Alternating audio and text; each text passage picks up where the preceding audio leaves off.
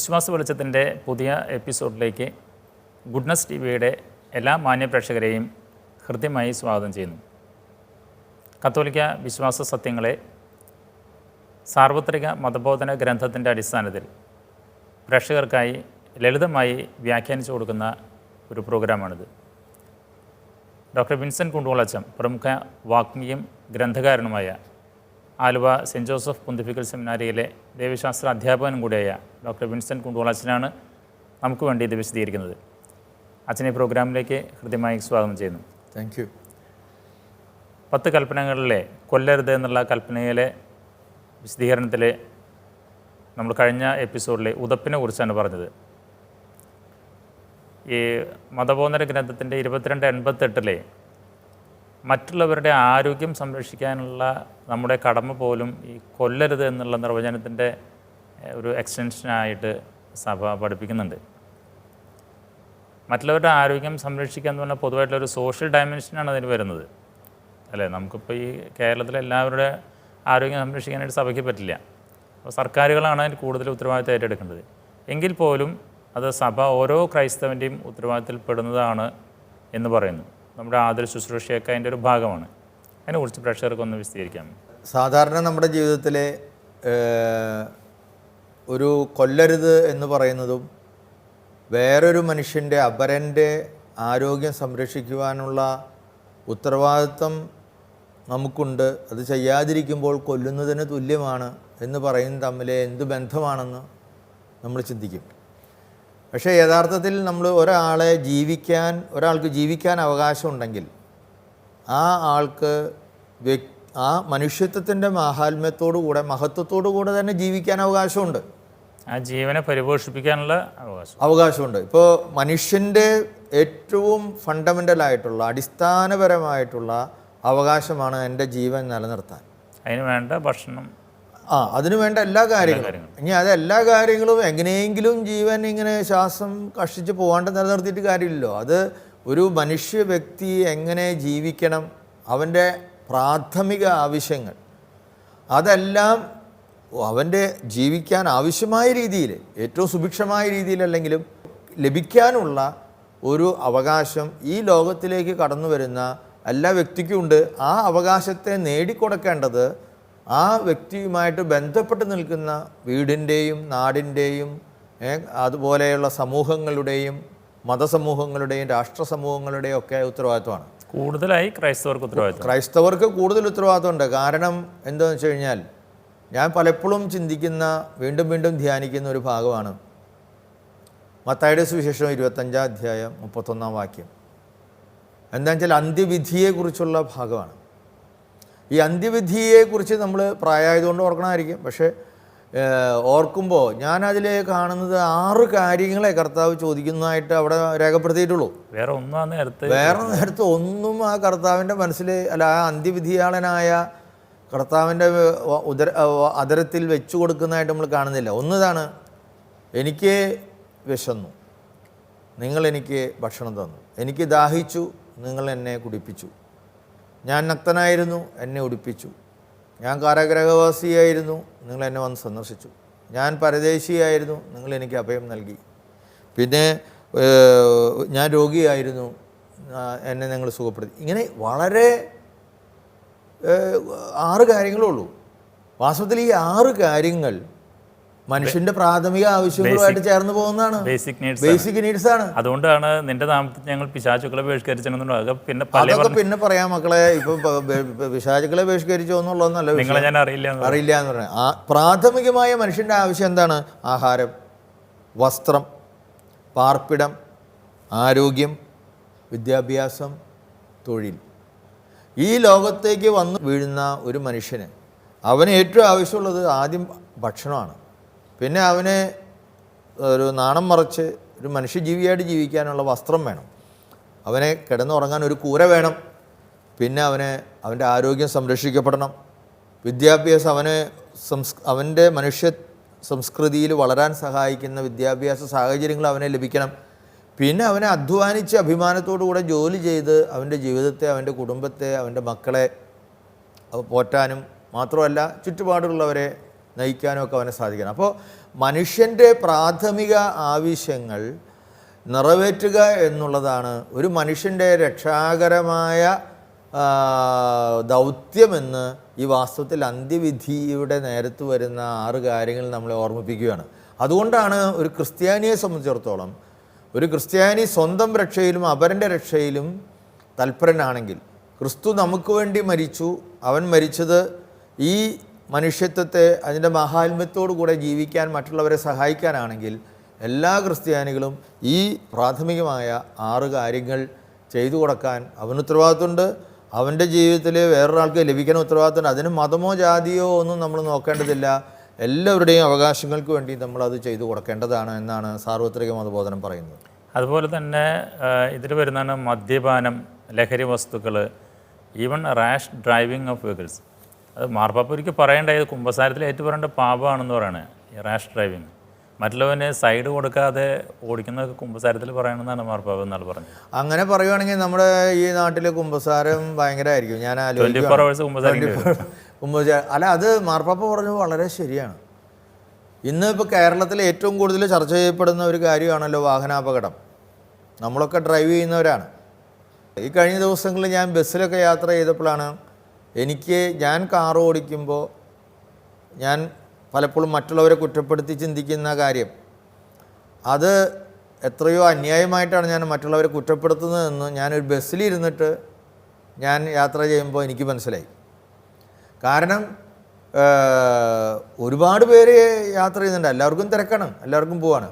അപ്പോൾ നമ്മളിന്ന് നമ്മുടെ റോഡുകളിലൂടെ നോക്കിക്കഴിഞ്ഞാൽ എന്താണ് കാണുക? റൈറ്റ് സൈഡിലെ ട്രാക്കുകളിലെ ഏറ്റവും വേഗത കൂടിയ വാഹനം പോകേണ്ടതാണ്. അത് പോകാൻ സാധിക്കാതെ വരുന്നത് കൊണ്ട് ആളുകൾ ലെഫ്റ്റിലേക്ക് വെട്ടിക്കുന്നു. അപ്പോൾ ആ നേരത്താണ് ലെഫ്റ്റിലൂടെ കയറി വരുന്ന വണ്ടികൾ വരുന്നത്. അപ്പോൾ ഒരല്പം അശ്രദ്ധ മതി, ഒരു അപകടമായി. ഈ റൈറ്റ് സൈഡിൽ പോകാൻ വലിയ ചരക്ക് വാഹനങ്ങൾ, വലിയ വാഹനങ്ങൾ പോകാൻ പാടില്ലാത്തതാണ്. പക്ഷേ അവർക്ക് അവരുടേതായ ന്യായങ്ങളുണ്ട്. അതായത് ഇങ്ങനെ പോയാൽ ഒരിടത്ത് എത്തൂല, അവർക്ക് ഈ സൈഡിൽ എപ്പോഴും കിടന്നു കഴിഞ്ഞാൽ കയറി പോകാൻ പറ്റണില്ല, 2 വരി ഒരു സൈഡിലേക്ക് ഉള്ളൂ, 4 വരി പാതയിൽ 6 വരി ഉണ്ടായിരുന്നെങ്കിൽ അവർക്ക് ഒരു ചെറിയൊരു ഓപ്ഷൻ ഉണ്ടായേനെ. എല്ലാവർക്കും ന്യായങ്ങളുണ്ട്. അല്ലെങ്കിൽ ഇൻഡിക്കേറ്റർ 2 വണ്ടി തിരിക്കുക, അപ്പോൾ ബാക്കിൽ വരുന്ന ആൾ പെട്ടെന്ന് അതുമ്പോൾ വന്ന് ഇടിക്കുവാണ്. അല്ലെങ്കിൽ റൈറ്റിലേക്ക് ഇൻഡിക്കേറ്റർ ഇട്ടിട്ട് പറ്റിച്ചെന്ന് പറഞ്ഞ് ലെഫ്റ്റിലേക്ക് തിരിക്കുന്ന ആൾക്കാരുണ്ട്. അത് പലരും പല ടെൻഷനിലാണ്. ഞാൻ കഴിഞ്ഞ ദിവസം ഈ ബസ്സിൽ പോയപ്പോൾ എന്നെ വളരെയധികം ചിന്തിപ്പിച്ചൊരു കാര്യമാണ്. അതിലൊരു നല്ലൊരു കണ്ടക്ടർ ഉണ്ടായിരുന്നു. അത് നിലമ്പൂർക്ക് പോണ ഒരു ബസ്സാണ്. സുരേഷ് എന്നാണ് അദ്ദേഹത്തിൻ്റെ പേര്. അദ്ദേഹം ഏറ്റവും ബാക്ക് സീറ്റാണ് എനിക്ക് കിട്ടിയത്. അപ്പോൾ അവിടെയാണ് കണ്ടക്ടർ ഇരിക്കുന്നത്. ഞാനപ്പോൾ അതിൻ്റെ അടുത്തിരുന്നപ്പോൾ അതിൻ്റെ ഇടയിൽ ഇദ്ദേഹം എഴുന്നേറ്റ് ചെന്നിട്ട് എന്തോ ആളുകൾക്ക് പൈസ മേടിച്ചു കൊടുക്കണില്ല. ഒരാൾ എന്താണ് ഇങ്ങനെ അവിടെ നിർത്തായിരുന്നത്, അത് സ്റ്റോപ്പിൽ നിർത്തണ്ടേ എന്നൊക്കെ പറഞ്ഞ് ഭയങ്കരമായിട്ട് ചൂടാവണം. എന്തിനാണ് അവിടെ നിർത്തിയത്? അതുകൊണ്ടല്ല ഞാൻ കയറിയത്, സൂപ്പർ ഫാസ്റ്റ് ആണെങ്കിൽ അവിടെ നിർത്താൻ പാടുണ്ടോ എന്നൊക്കെ ചോദിച്ചാൽ അയാൾ ഭയങ്കരമായിട്ട് ക്ഷോഭിക്കുകയാണ് ഈ യാത്രക്കാരൻ. ഞാൻ ഈ മനുഷ്യനെ ശ്രദ്ധിച്ചു, എന്ത് സംയമനത്തോടു കൂടിയാണ് അയാൾ പെരുമാറിയെന്ന് അറിയും. അയാൾ ഇങ്ങനെ പെരുമാറുന്നത് പറയുന്നത് ഇങ്ങനെയാണ്: സാറേ, ഞാൻ പറയണ ഒന്ന് കേൾക്ക്. ഈ വണ്ടിക്ക് സൂപ്പർ ഫാസ്റ്റ് ആണെങ്കിലും കൊരട്ടിയിൽ സ്റ്റോപ്പുണ്ട്, ഡിവൈനിൽ സ്റ്റോപ്പുണ്ട്, ചാലക്കുടിയിൽ സ്റ്റോപ്പുണ്ട്. അതുകൊണ്ട് ഇതറിയാതെ ഞാൻ നിർത്തിയിട്ട് താൻ കയറിയതിനെ എന്നെ കുറ്റം പറഞ്ഞിട്ട് കാര്യമില്ല എന്ന് പറഞ്ഞപ്പോൾ അത് കഴിഞ്ഞിട്ട് അദ്ദേഹം അവിടെ വന്നിരുന്ന് എൻ്റെ അടുത്തിരുന്ന് അദ്ദേഹത്തിൻ്റെ വിഷമം പറയുക. യാത്രക്കാർ, ഞാൻ പറഞ്ഞു ഇങ്ങനെ ടെൻഷനായിരിക്കും ആൾക്ക്, അതുകൊണ്ടാണ് ഇങ്ങനെയൊക്കെ പറയുന്നത്. അപ്പോൾ അവൾ പറഞ്ഞു അത് ശരിയാണ്, പക്ഷേ അവർ ഇത്രയൊക്കെ ഒരു ഓഫീസറാണല്ലോ, ഒരു ഗവൺമെൻറ് ജോലിക്ക് പോകുന്ന ഒരാളാണ്, അയാൾ അഭ്യസ്തവിധനല്ലേ, ഒരു അന്യദേശക്കാരനാണ് ഇങ്ങനെ പറയുന്നത് കഴിഞ്ഞാൽ നമുക്ക് സഹിക്കാം. പക്ഷേ ഈ മനുഷ്യൻ സുരേഷ് വളരെ നല്ല മനുഷ്യനാണ്. കാരണം കുറച്ചു നേരം കഴിഞ്ഞ് ഞാൻ ശ്രദ്ധിച്ചു, ഒരു യാത്രക്കാരൻ ഒരു കുട്ടിയെ എടുത്തിട്ട് കയറി. അപ്പോൾ ഒരു കമ്പ്യൂട്ടർ അയാൾക്ക് ഇവിടെ പിടിക്കണം. പിന്നെ അപ്പോൾ അദ്ദേഹം എന്ത് ചെയ്തെന്ന് വെച്ച് കഴിഞ്ഞാൽ അവിടെ തന്നെ വേറൊരു സ്ഥലത്ത് ഇത്തിരി സീറ്റ് ഉണ്ടാക്കിയിട്ട് ഇദ്ദേഹം പോയി ആ ആളെ അവിടെ കൊണ്ടുപോയി ഇരുത്തി. അപ്പോൾ ഞാൻ പറയുന്ന അത് ചെയ്യുന്ന ആ വ്യക്തിയുടെ, അല്ലെങ്കിൽ ചിലപ്പോൾ സഡൻ ബ്രേക്കിൽ ചിലപ്പോൾ ഇയാളും കുട്ടിയും കൂടി നിലകുത്തിയാണ്ട് വിടും. അപ്പോൾ അയാളുടെ ആരോഗ്യത്തെ സംരക്ഷിക്കാൻ വേണ്ടി ഒരു കണ്ടക്ടർ എടുക്കുന്ന പരിരക്ഷ, അത് ശരിക്ക് ആ മനുഷ്യ വ്യക്തിയെ എനിക്ക് തോന്നുന്നു ഇദ്ദേഹം വളരെ എഡ്യൂക്കേറ്റഡ് ആയിട്ടുള്ള ഒരു കണ്ടക്ടറും കൂടി ആയിരിക്കണം. അല്ല, സുരേഷ് സാർവത്രിക മതം പഠിച്ചിട്ടൊന്നുമില്ല. കണ്ടക്ടർ എഡ്യൂക്കേഷൻ ഉണ്ട്. മാത്രമല്ല അദ്ദേഹം അല്ലെങ്കിൽ അങ്ങനെയൊന്നും പെരുമാറാൻ അതിനുള്ള സംയമനം ഉണ്ട് ആ മനുഷ്യന്. അതുപോലെ തന്നെ ഒരു പ്രാവശ്യം ഒരു സ്ത്രീ ഏതോ ഒരു സ്റ്റോപ്പിൽ പെട്ടെന്ന് ഈ ലൈറ്റ് കണ്ടിട്ട് നിർത്തി കൊടുക്കാനായിട്ട് ഈ ഡ്രൈവർ തുറന്നു.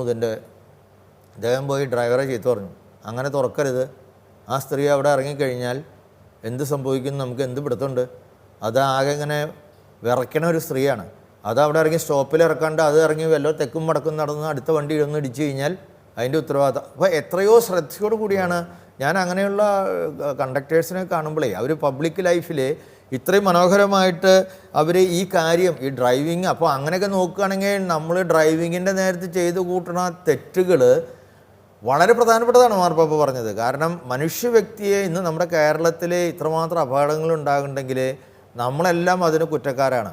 റോഡിന് കുറ്റം പറഞ്ഞിട്ടോ വീതി മാത്രമല്ല, നമ്മൾ ശ്രദ്ധിച്ചോടിക്കുകയാണെങ്കിൽ എനിക്ക് തോന്നുന്നു ഇപ്പോൾ നമ്മുടെ വലിയ വലിയ ടൗണുകൾ, ഈവൻ ലണ്ടനിൽ ചെന്ന് കഴിഞ്ഞാൽ നമുക്ക് കാണാം പഴയ ടൗണുകൾ, അല്ലെങ്കിൽ പാരീസിൽ, ഇറ്റലി, റോമിലൊക്കെ പഴയ ടൗണുകളൊക്കെ വീതി കുറഞ്ഞു തന്നെയാണ്. പക്ഷേ അവിടെ ആളുകൾക്ക് കൃത്യ നിയമമുണ്ട്. നമ്മളിവിടെ ഇപ്പോൾ ഒരു സീബ്ര ലൈനിൽ ആളുകൾ നിന്നാൽ അവരവിടെ നിൽക്കുകയാണ്. ഞാനിന്നിട്ട് ഇന്നലെ ഇതുപോലെ ഒരു സീബ്ര ലൈനിൽ വന്ന് പെട്ടിട്ട് ഒരു സൈഡിൽ നിന്ന് കടന്നു, പിന്നെ അവിടെ വെയിൽ കൊണ്ട് നട്ടപ്പാറ വെയിലത്ത് നിന്ന് നമ്മൾ അങ്ങോട്ട്. അപ്പോൾ എനിക്കിപ്പോൾ 62 വയസ്സായിട്ടുള്ളൂ. എന്നേക്കാൾ പ്രായമുള്ള ആളുകൾ അല്ലെങ്കിൽ സ്ത്രീ ജനങ്ങൾ പ്രായമുള്ളവർ ഇവരെല്ലാം ഈ വെയിൽ കൊണ്ട് ഒന്നാണ്ട് കടക്കാൻ പറ്റണ്ടേ. സീബ്രയുടെ അപ്പുറത്തേക്ക് നടക്കാൻ വഴിയുണ്ട്, പക്ഷെ വണ്ടികളിങ്ങനെ നിരന്തരമായി വന്നുകൊണ്ടിരിക്കുകയാണ്.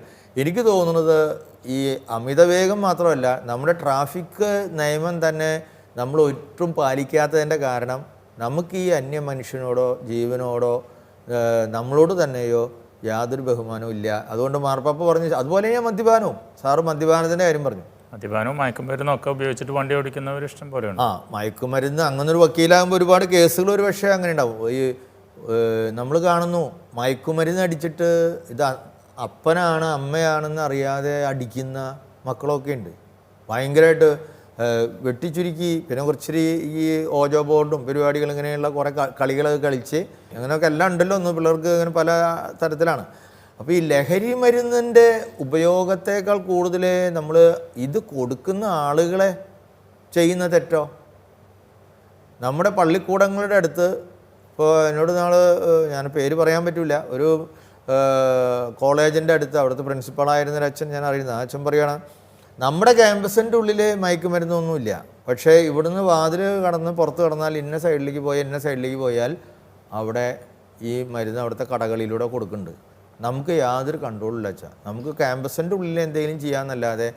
അപ്പോൾ ഈ മയക്കുമരുന്ന് കൊണ്ടുപോയി കൊടുത്ത് കുട്ടികളെ വശീകരിച്ച് അവരെ തെറ്റിലേക്ക് നയിച്ച് അതിന് അടിമകളാക്കുന്ന ആളുകൾ ഈ കൊല്ലരുത് എന്ന് പറയുന്ന തിന്മ തന്നെ 5-ാം പ്രമാണം തന്നെയാണ്. പക്ഷെ വാസ്തവത്തിൽ നമ്മൾ അതൊന്നും ഇന്ന് ഒരുപക്ഷെ നമ്മുടെ സഭയുടെ പഠനങ്ങളിൽ പൊതുജനങ്ങളുടെ ഇടയിലുള്ള ഞായറാഴ്ച പള്ളിപ്രസംഗങ്ങളിലൂടെയോ ധ്യാനങ്ങളിലൂടെയോ നമ്മൾ ഇപ്പോഴും വേണ്ടത്ര പ്രാധാന്യത്തോടു കൂടെ അവതരിപ്പിക്കാത്തത് കൊണ്ടാണോ എന്ന് എനിക്കറിഞ്ഞുകൂടാ. നമ്മളിപ്പോഴും പരമ്പരാഗതമായ ചില ലൈംഗികമായ തെറ്റുകൾ അങ്ങനെയുള്ള ചില കാര്യങ്ങളിലേക്ക് ശ്രദ്ധ കൊടുത്ത് ഈ ഇന്നത്തെ കാലഘട്ടത്തിൽ മനുഷ്യൻ ചെയ്തു കൂട്ടുന്ന ഒരുപാട് കാര്യങ്ങൾ നമ്മൾ മനുഷ്യനിൽ ബോധം സൃഷ്ടിക്കാൻ, പാപബോധം സൃഷ്ടിക്കാൻ നമുക്ക് സാധിക്കുന്നില്ല.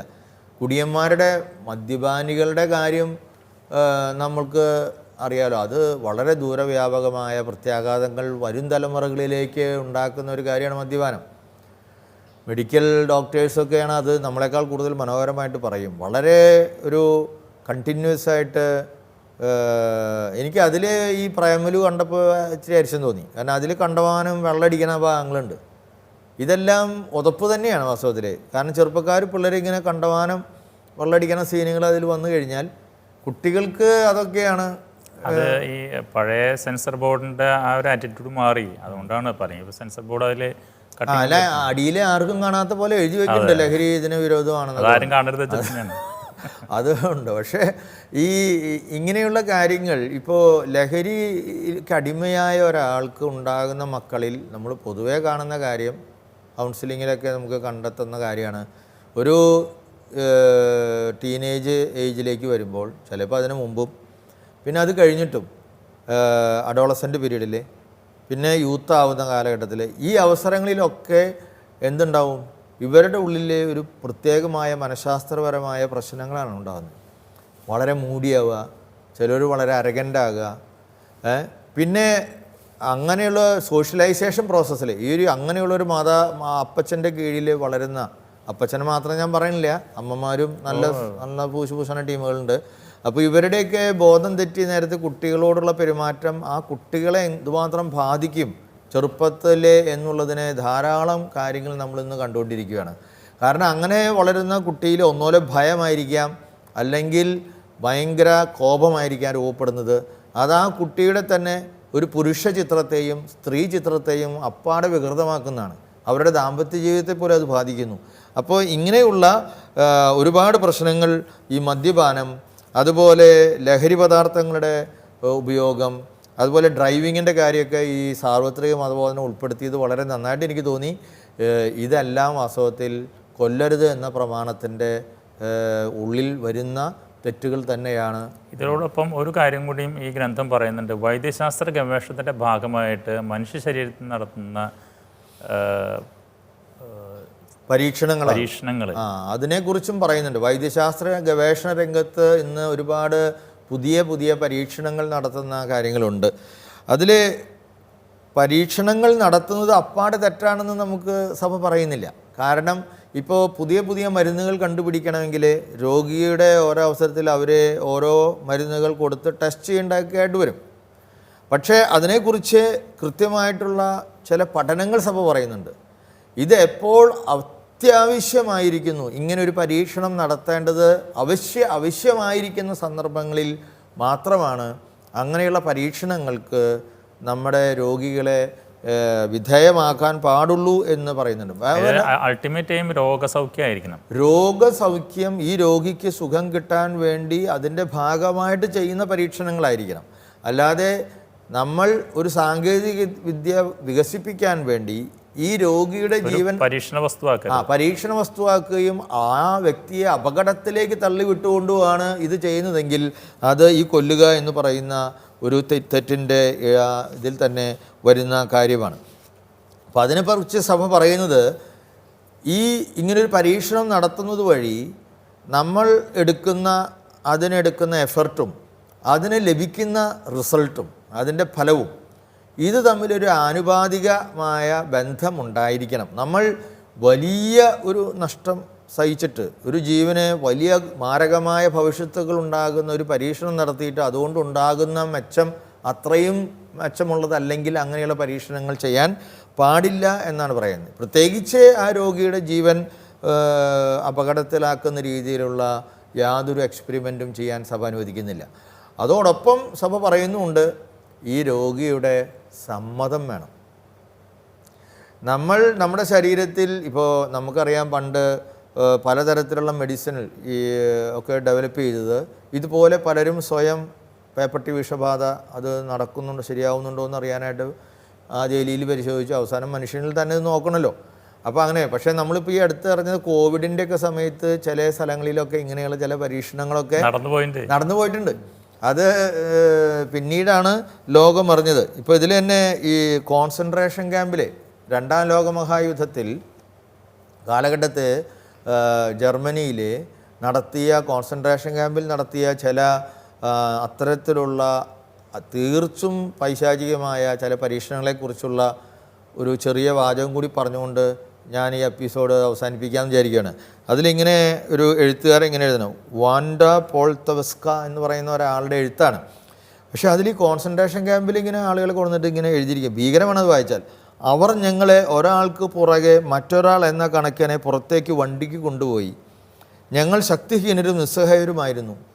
ഇടനാഴിയിൽ ഓപ്പറേഷൻ മുറിയുടെ മുമ്പിൽ ഡോക്ടർ സ്കിറ്റ്ലാൻഡ്വസ്കി ഞരമ്പിൽ കുത്തി വെപ്പ് നടത്തി ഞങ്ങളെ മയക്കുന്നതിന് മുമ്പ് എൻ്റെ മനസ്സിലേക്ക് ഒരു ചിന്ത പെട്ടെന്ന് കടന്നു വന്നു. ഞങ്ങൾ ഗിനിപ്പന്നികളല്ലെന്ന് പറയാൻ. പക്ഷെ ഒട്ടും കഴിയാത്ത ഒരവസ്ഥയായിരുന്നു അത്. ഞങ്ങൾ മനുഷ്യജീവികളായിരുന്നല്ലോ. അപ്പോൾ വളരെ മാരകമായ, കാരണം കോൺസെൻട്രേഷൻ ക്യാമ്പിലാണ്. അപ്പോൾ ഇങ്ങനെയുള്ള പല പരീക്ഷണങ്ങളും പലപ്പോഴും നമ്മുടെ ചില ആസ്പത്രിയുടെ രോഗികളിലൊക്കെ ഈ ഓർഗൻ ട്രാൻസ്പ്ലാന്റേഷൻ എന്നൊക്കെ പറയുന്ന സ്ഥലത്ത് ചിലരെയൊക്കെ പറയുന്നുണ്ട്, നമുക്ക് സത്യമാണെന്ന് എനിക്ക് അറിഞ്ഞുകൂടാ. ഇപ്പം നമ്മൾ ഈ കാറൊക്കെ ചിലപ്പോൾ വർക്ക്ഷോപ്പിലേക്ക് പോയി നന്നാക്കാൻ കൊടുക്കുമ്പോൾ അവർ നമ്മൾ കൊടുത്ത സാധനം നന്നാക്കും, പക്ഷെ വേറൊരു സാധനം അതിൽ നിന്ന് അടിച്ച് മാറ്റിയിട്ട് വേറൊരു പഴയ സാധനം അവിടെ വെച്ചിട്ടുണ്ടാവും. അതുപോലെ ചില ആളുകൾ അങ്ങനെയൊക്കെ ആസ്പത്രികളിൽ പോലും ഇന്ന് ജീവനെ മാനിക്കാത്ത രീതിയിലുള്ള പ്രവർത്തനങ്ങൾ നടക്കുന്നുണ്ട് എന്നൊക്കെ ചിലർ പറയുന്നു. നമുക്ക് സത്യമാണെന്ന് അറിഞ്ഞുകൂടാ. പക്ഷേ അങ്ങനെയുള്ള ജാഗ്രത പ്രത്യേകിച്ച് ആരും നോക്കാനില്ലെങ്കിൽ അങ്ങനെയുള്ള ആളുകളിൽ ഇങ്ങനെയുള്ള പരീക്ഷണങ്ങൾ നടത്തുന്നത് തീർച്ചയായിട്ടും തെറ്റാണ്. എന്തായാലും ഈ എപ്പിസോഡ് നമുക്ക് ഇവിടെ അവസാനിപ്പിക്കാം. അപരൻ്റെ ആരോഗ്യത്തെ സംരക്ഷിക്കുന്നത് കൂടി ഈ കൽപ്പനയുടെ ഭാഗമാണെന്ന് വിശദീകരിച്ച അച്ഛനെ നന്ദി പറയുന്നു. Thank you. ഈ എപ്പിസോഡ് കൊണ്ട് എല്ലാ പ്രേക്ഷകർക്കും നന്ദി പറയുന്നു. ഈ കൊല്ലരുത് എന്ന് പറയുന്ന കൽപ്പനയുടെ വിശദീകരണം ഈ എപ്പിസോഡ് അവസാനിക്കുന്നില്ല. ഇതിൻ്റെ തുടർച്ച ഇനിയും ഉണ്ടായിരിക്കും. ഇത് ശ്രദ്ധിച്ച എല്ലാ പ്രേക്ഷകർക്കും ഒരിക്കൽ കൂടി നന്ദി, നമസ്കാരം.